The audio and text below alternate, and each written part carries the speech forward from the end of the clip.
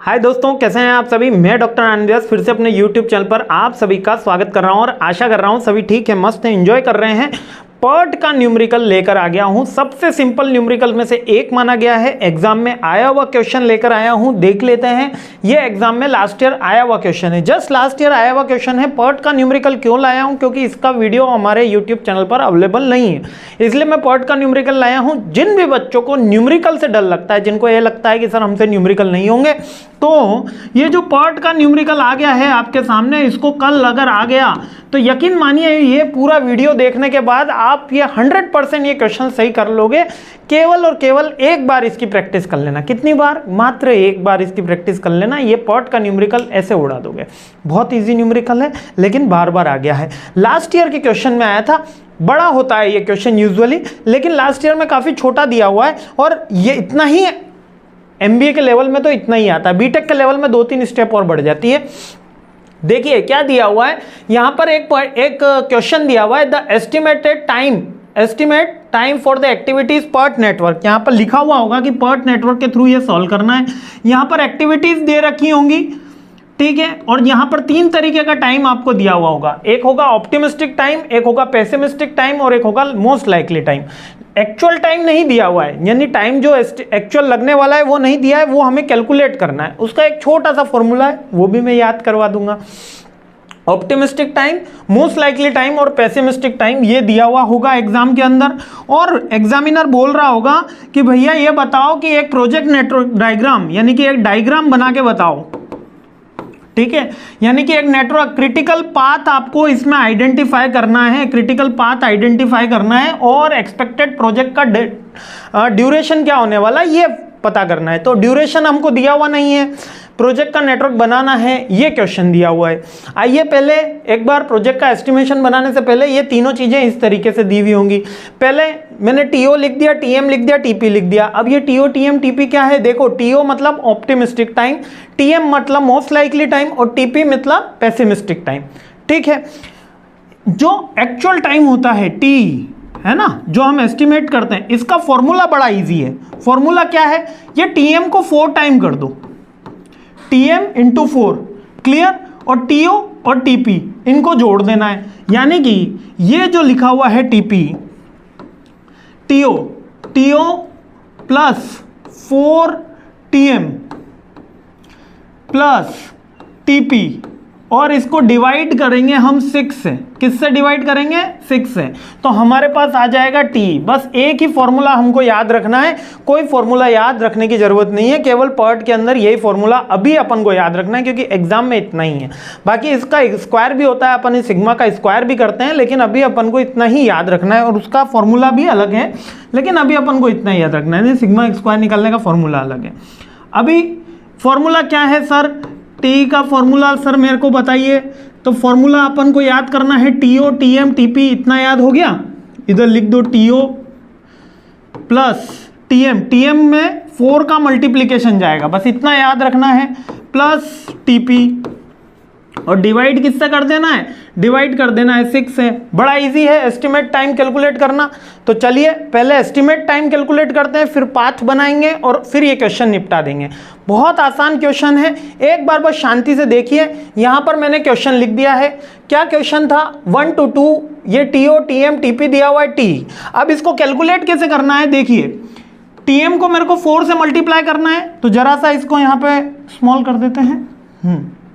तो यहां फॉर्मूला मैंने लिख दिया है। तो देखिए फॉर्मूले के अकॉर्डिंग क्या है? 1 × 4 प्लस 7 डिवाइड बाय 6, तो कितना आएगा? 4 + 1, 4 × 1 1 हो गया, 4 + 1 5, 5 और 7 12, तो 12/6। आंसर क्या आया? 2। तो टोटल इस फर्स्ट केस में एस्टिमेटेड टाइम क्या आया? 2। आगे करते हैं सेकंड। अगर मैं इसको सॉल्व करूंगा तो सेकंड सॉल्व करने में क्या है? आइए, 1 + 4 × 4 प्लस 7 डिवाइड बाय 6, 1 + 4 × 4 प्लस 7, तो 4 × 4 16, 16 + 7 16 + 8 24, 24/6 कितना आया? 4 टाइम। आगे बढ़ जाते हैं।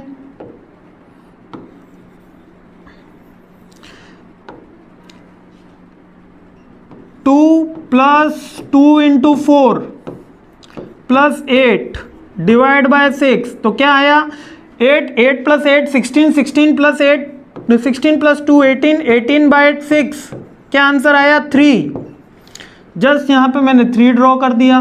अब अगला क्या है 1 इंटू 4, 4 यहाँ पर ही अपन सॉल्व कर लेते हैं। 1 into 4 4, 4 plus 1 5, 5 plus 1 6, 6 divide by 6 कितना आंसर आएगा 1।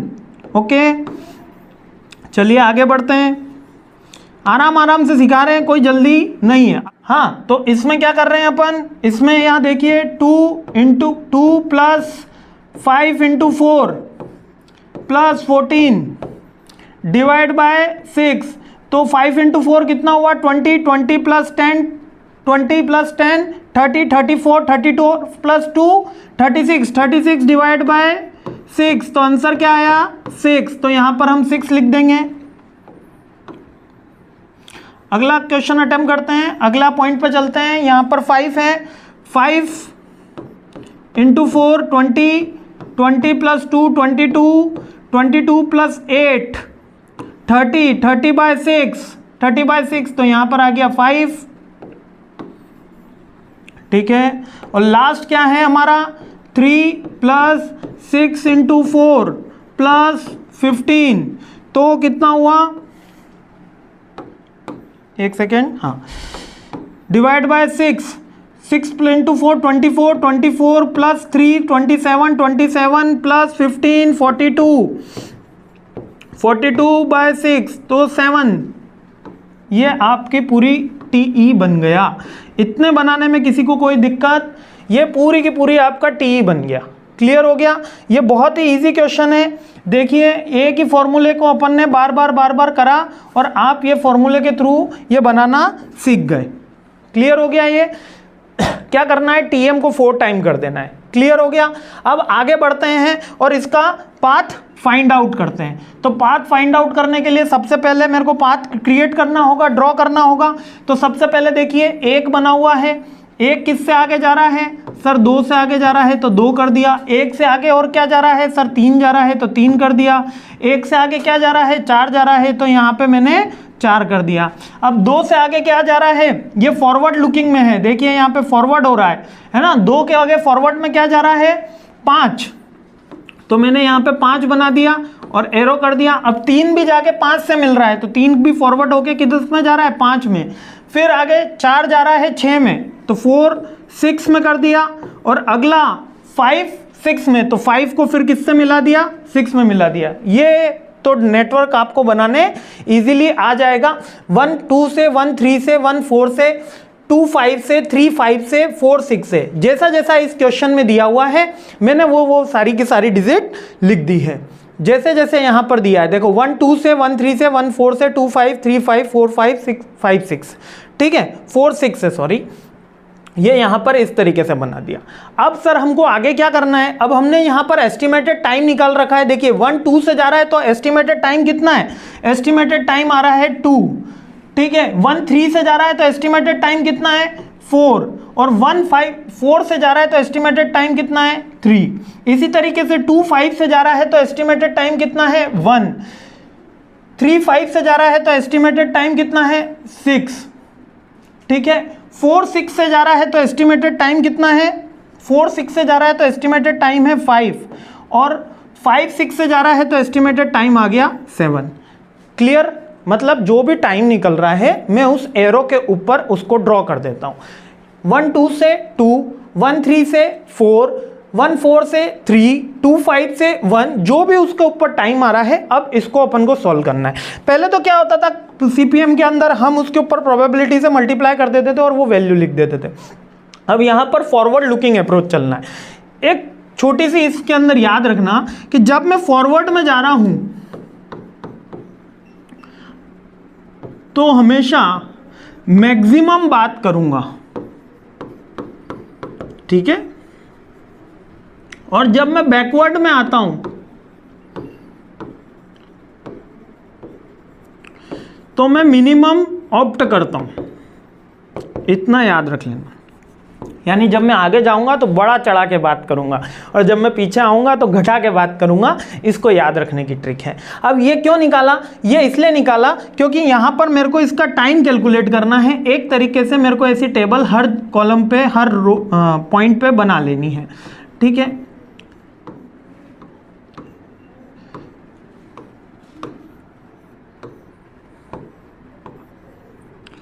ठीक है।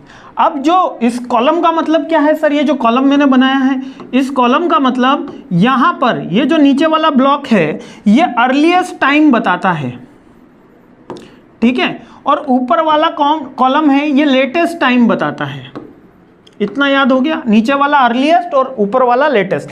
तो कोई प्रोजेक्ट 1 से शुरू होगा तो 1 पे कितनी देर में पहुंच जाएगा सर, 0 में पहुंच जाएगा। तो 1 के नीचे मैंने डायरेक्ट यहां पर लिख दिया है 0। ठीक है, आगे बढ़ते हैं। 1 से 2 पे गया तो मेरे को कितना टाइम लगेगा, 2 का टाइम लगेगा। 1 से 3 पे गया तो कितना टाइम लगेगा, 4 का टाइम लगेगा। और 1 से 4 पे गया तो कितना टाइम लगेगा सर, 3 का टाइम लगेगा। इतना तो क्लियर हो गया। 1 से 2 पे गया 2 का टाइम, 1 से 3 पे गया 4 का टाइम, 1 से 4 पे गया 3 का टाइम। अब आगे बढ़ते हैं। अब यहां पे देखिए, अब यही छोटा सा क्वेश्चन है बस इसके अंदर कि 2 से 5 पे जा रहा हूं तो मेरे को यहां पर थोड़ा सा ज्वाइंट करते हुए चलना है। 2 + 1 3 का टाइम हो रहा है, और 3 से 5 पे जा रहा हूं तो 4 + 6 10 का टाइम हो रहा है। तो 2 टाइम मेरे पास है, एक तो 3 का है और एक 10 का है। तो मैंने क्या कहा था, जब फॉरवर्ड में जाओगे तब मैक्सिमम वैल्यू लेंगे। तो यहां पर मैक्सिमम वैल्यू कितनी है, यहां पर 10 आ गई। क्लियर हो गया। 3 से 5 पे गया 10 आया, 2 से 1 पे गया, 2 से 5 पे गया तो 3 आ रहा था, तो मैंने मैक्सिमम वैल्यू ले ली 10। ठीक है, आगे बढ़ते हैं। 4 से 6 पे जाऊंगा, 4 से 6 पे जाऊंगा तो कितना आएगा, 8 आएगा। 3 + 5 8 हो जाएगा। लेकिन मैं 5 से 6 पे आता हूं तो कितना आता है, 17। 10 + 7 17। तो मैक्सिमम वैल्यू कौन सी आएगी, 17 आएगी।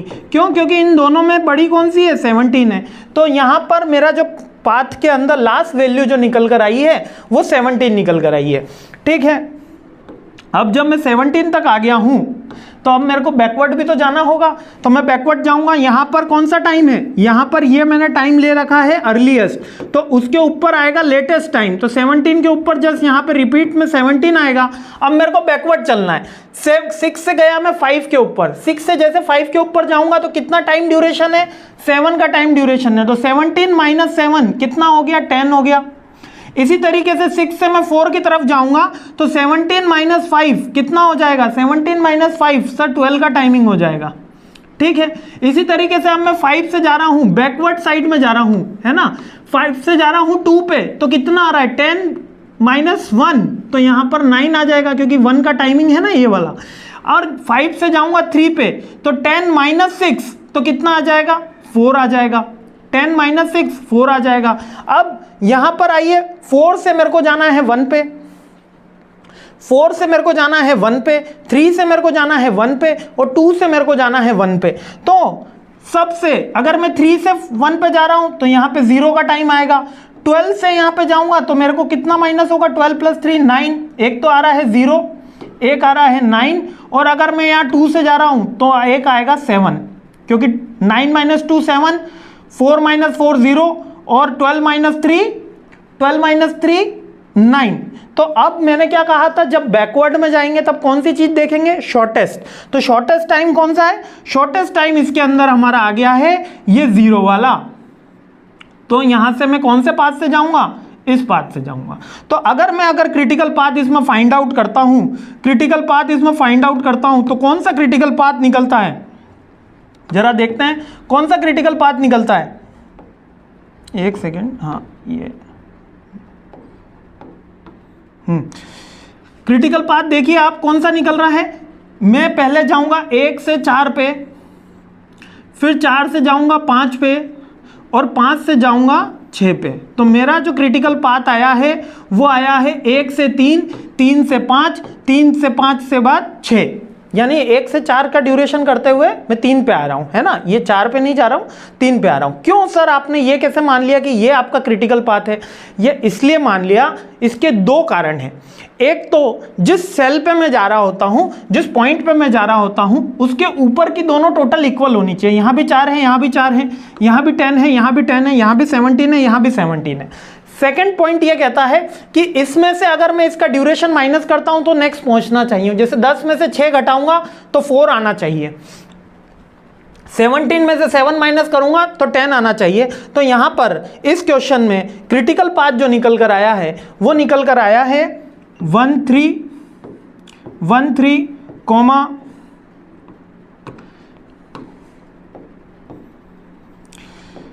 1 3 कॉमा 3 5 कॉमा 5 7 5 6। ठीक है, अब 1 3 का टाइम कितना है? 1 3 का टाइम है सर 4 है। 3 5 का टाइम कितना है? 3 5 का टाइम है 6 है। और 5 6 का टाइम कितना है सर? 7 है। तीनों की टोटल लगा लो, आपको प्रोजेक्ट का ड्यूरेशन पता चल जाएगा। 4 + 6 10, 10 + 7 17 इज द आंसर। तो यहां पर 2 क्वेश्चन अपन ने सॉल्व करे। पहला तो एक पाथ बनाने का बोला उसने, तो अपन ने पाथ बना दिया। अगर अभी भी ना समझ में आया हो तो फिर से इस क्वेश्चन को मैं शुरू कर रहा हूं। जिनको समझ में आ गया वो यहां पे बंद कर दें। सबसे पहले मैंने सारी एक्टिविटी लिखी। एक्टिविटी लिखने के बाद तीनों के मेथड लिखे, टीओ लिखा, टीएम लिखा, टीपी लिखा। टीएम को मेरे को 4 टाइम करना है और डिवाइड करना है 6 से। तो मेरे को क्या मिल जाएगा? टोटल एस्टिमेटेड टाइम मेरा टी मिल जाएगा।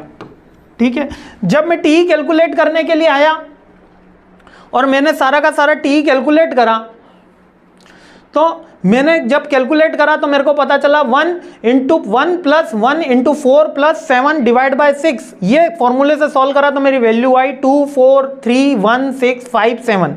इसके बाद मेरे को पूरा का पूरा पाथ फाइंड आउट करना है। तो पाथ फाइंड आउट करने के लिए सबसे पहले मेरे को एक पाथ बनाना पड़ेगा। तो देखिए यहाँ 1 है, 1 से आगे जा रहा हूँ 2 की तरफ, 1 से आगे जा रहा हूँ 3 की तरफ और 1 से आगे जा रहा हूँ 4 की तरफ। इतना क्लियर हो गया। अब 2 से आगे जा रहा हूँ 5 की तरफ, 3 से भी जा रहा हूँ 5 की तरफ और 4 से जा रहा हूँ 6 की तरफ। ठीक है, और 5 से भी जा रहा हूं 6 की तरफ। तो ये मैंने एक छोटा सा नेटवर्क डायग्राम बना लिया। लेकिन इसमें नेटवर्क डायग्राम तो बन गया, लेकिन इसमें आप क्रिटिकल पाथ फाइंड आउट करना है। क्रिटिकल पाथ जब मैं फाइंड आउट करूंगा तो पहले मेरे को इसकी वैल्यूएशन लिखनी होगी कि कौन सा कितनी दूरी पे है। तो यहां से 1 से 2 की दूरी कितनी है सर? 2 है। 1 से 3 की दूरी कितनी है? 4 है। और 1 से 4 की दूरी कितनी है सर? 3 है। ये लिख लिया। 2 से 5 की दूरी कितनी है सर? 1 है। 3 से 5 की दूरी कितनी है सर? 6 है। और 4 से 6 की दूरी कितनी है सर? 5 है। 4 से 6 की दूरी 5 है और 5 से 6 की दूरी 7 है। इतना मेरे को आ जाना चाहिए। जब मेरे को ये सारी चीजें आ जाती हैं तो इसके आगे की कहानी शुरू होती है। यहां तक तो आपको आना चाहिए, इसके बाद ही आप उसका टाइम निकाल पाएंगे। तो जैसे ही मैंने ये निकाल लिया, एक कॉलम मेरे को इस तरीके से बनाना है जिसमें नीचे की तरफ स्टार्टिंग टाइम होगा 0 से लेके मैं 2 पे जा रहा हूं, है ना, 2 पे जा रहा हूं। तो कितना टाइम लगेगा? 1 से 2 पे 2 का टाइम लगेगा। फिर आगे जा रहा हूं तो अभी रुकिए, इस पर मैं थोड़ा सा एरो कर देते हैं जिससे समझने में और आसानी हो जाए आपको किधर से किधर एरो आ रहे हैं। ठीक है, अब 4 पे आना है तो कितना टाइम यहाँ पे लगेगा सर? 4 का लगेगा, क्योंकि 0 + 4 हो गया, है ना। और इसी की तरीके से अगर मैं 3 पे आ रहा हूं तो मेरे को कितना टाइम लगेगा? 4 का टाइम लगेगा। अब 5 पे चलते हैं। अब 5 पे चलने के लिए 2 रास्ते हैं। एक तो मैं 2 से भी आ सकता हूं और 3 से भी आ सकता हूं। जब मैं 2 से आऊंगा तो 2 + 1 3 होगा, और जब मैं इधर से आऊंगा तो 4 + 6 10 होगा। तो मैं मैक्सिमम पे जाऊंगा तो 10 आ जाएगा। और इसी तरीके से जब 5 से 6 पे जा रहा हूं तो यहां पे 10 + 7 17 आ जाएगा। क्योंकि यहां से अगर मैं आता तो यहां पर 4, यहां से आता, यहां पर ड्यूरेशन 3 है, ठीक है, हाँ, यहां से आता तो 3 + 5 8 होता, और 8 कम है और 17 ज़्यादा है, तो मैं 17 से आऊंगा, क्योंकि फॉरवर्ड के अंदर मैं मैक्सिमम वैल्यू लेता हूं। जब मैं रिवर्स में जा रहा होता हूं तो मिनिमम वैल्यू लेता हूं। जैसे यहां पे 17 हो गया, 17 से 7 माइनस किया 10 हो गया, 10 से 1 माइनस किया, यहाँ पे 9 आ गया 9, और यहाँ से 17 से मैंने 5 माइनस किया, 17 से यहाँ पर मैंने 5 माइनस किया तो 12 आ गया, ठीक है। और अब ये कॉलम भी हो गया, यहाँ भी हो गया। 5 से मैं इस पे जा रहा हूँ 3 पे, 5 से इस पे जा रहा हूँ तो 10 में से 6 चले गए तो यहाँ पे आ गया 4, और 5 से 2 पे जाऊँगा, ये भी हो गया। अब सब में तीनों में मिनिमम कौन सा है? 4 में से 4 0, 9 में से 2 7, 0 आ गया, 7 आ गया, और 12 में से 3 गया, 9 आ गया। तो मिनिमम कितना है? 0 है, तो मैं इसी पाथ से जाऊंगा। कौन सा अब मेरा पाथ निकल कर आ गया है? अब मेरा पाथ निकल कर आ गया है सर ये वाला, आप देखिए, ठीक है। 1 से मेरे को पहले 3 पे जाना है, 3 से फिर मेरे को 5 पे जाना है, और 5 से 6 पे जाना है। ये क्वेश्चन सॉल्व हो गया। ये हमारा क्या निकला? क्रिटिकल पाथ निकला है, ठीक है। अब तीनों की वैल्यूएशन को जोड़ दो तो मेरा आंसर आ जाएगा। 1 से 3 पे आने पे मेरे को कितना टाइम लगता है? सर 4 का टाइम लगता है। 1 से 3 पे आने पे कितना टाइम लगता है? 4 का टाइम लगता है। 3 से 5 पे जाने पे कितना टाइम लगता है? सर 6 का टाइम लगता है। और 5 से 7 पे आने पे कितना टाइम लगता है? सर 7 का टाइम लगता है। तो टोटल कितना टाइम हो जाता है? सर 17 हो जाता है। और यही तो मेरा आंसर है। एक ही क्वेश्चन मैंने 2 बार आपको इसलिए कराया ताकि अब ना भूलो, ये एग्जाम में आए तो जरूर करके आए। मस्त रहिए, खुश रहिए, मुस्कुराते रहिए, और मेरा पूरा यकीन है कल का पेपर आपका बहुत अच्छा जाएगा। आप यहाँ तक मेरे साथ बहुत ज़बरदस्त मेहनत कर रहे हो। जय हिंद, जय हिंद, जय हिंद।